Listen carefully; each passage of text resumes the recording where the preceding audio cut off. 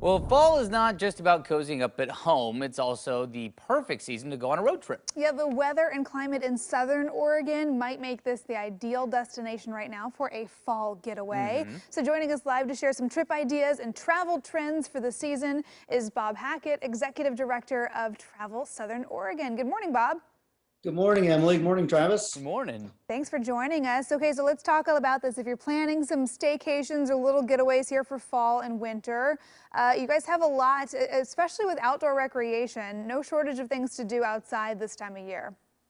That's absolutely right. And one of the best ththings about fall down here is the wine harvest. A lot of folks, maybe up in Portland, Willamette Valley, they've heard about Southern Oregon wine country, but truly, it really is the undiscovered wine country in Oregon. And we Italian, Sangioveses and Barberas, Rhone varietals. It's a birthplace of Tempranillo in the Umpqua Valley at the Abasella Winery. And then the Rogue Valley wine country as well. Again, those Rhone varietals, Bordeaux varietals, just a vast, broad experience with wine country that a lot of Oregonians don't really know about, and it's getting a lot more attention. If you pay attention to wine magazines, you'll start to see that, and it's mostly outdoors, and the wineries have done a fabulous job on that. Oh, absolutely. Definitely kind of a good way to change up some of the Pinot Noir and the Chardonnay that we're used to up here a little closer to Portland, for sure. Yeah, the landscape is just different enough, down in the Umpqua and Rogue Valleys, where you get those different flavors. The beer culture in Southern Oregon is also fantastic as well. So if not that you need another reason, but I'm just going to sprinkle that in for you. Yep, nope, that's right.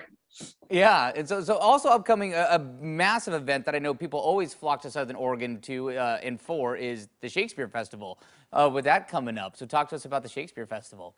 Well, one thing that Oregonians are going to have a chance to do this year that they really haven't had a chance to do, and since I've known it, is come see a Christmas play at the Oregon Shakespeare Festival. Oh, cool. They're running a Christmas comedy in the Bomer Theater. For those people who've not been to the town of Ashland after the Festival of Lights lights it up, it's the cutest town in Oregon for the winter holidays, and it's never been a better time to come down and just do some Christmas shopping in almost like a fairy tale plaza lit up. Come see a comedy, go up to Mount Ashland and some of the best skiing in Oregon at some of the best prices, and it's a real family mountain. And there's Nordic skiing. There's all kinds of stuff to do in the Rogue Valley in the winter. And so you just got to go find the snow, or you can be down in the valley and just have great wine and food and theater, if that's what you want. I love that. There is something there for the whole family in the winter if you want to get everybody out doing some stuff. Now, I would say year-round, you can also take advantage of the awesome foodie scene, very up and coming in a lot of spots of Southern Oregon, I think. Travel Oregon has worked regionally to put together these really cool food trails. So tell us about that.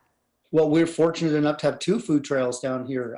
There's the Rogue Valley Food Trail, which is the newest one, which really helps visitors outline 70 different businesses, from lodging to restaurants to producers to markets, including honey, lavender, different botanicals, all the way in the Rogue Valley, over in the Applegate Valley, up to Grants Pass. And then there's the Great Umpqua Food Trail. So people closer to Portland, from Glide, where they grow olives. You can get olive oil at the Glide Olive Oil Ranch, and mead, and all kinds of great stuff up in the Umpqua Valley as well. So these are self-guided tours for foodies, just to spend a day driving around beautiful countryside, eat really well, and then come back to town and have a great dinner in a hotel stay in Roseburg, Medford, Ashland, Jacksonville, Grants Pass. We've been open, we've done very well during COVID. We have a lot of elbow room, and people have continued to find Southern Oregon a really great destination. And we haven't even talked about Crater Lake. That's open all year long. Oh yeah, that thing, Crater Lake. Yeah. Our only national park. All year long. Yeah, it is beautiful any season. Bob, I had a question for you. Coming out of the pandemic, you said everyone's been able to kind of fare pretty well here, but obviously with things still being, sometimes hours are different, staffing shortages, we've seen that. What do you recommend people do in planning for their vacation? How early out should we be trying to make reservations? What should people know when they try to put these plans together?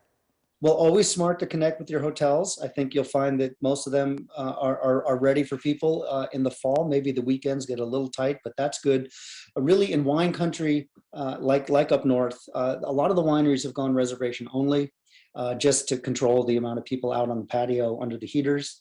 Um, all reports are that guests are loving that experience, but like you say, you do need to call and connect.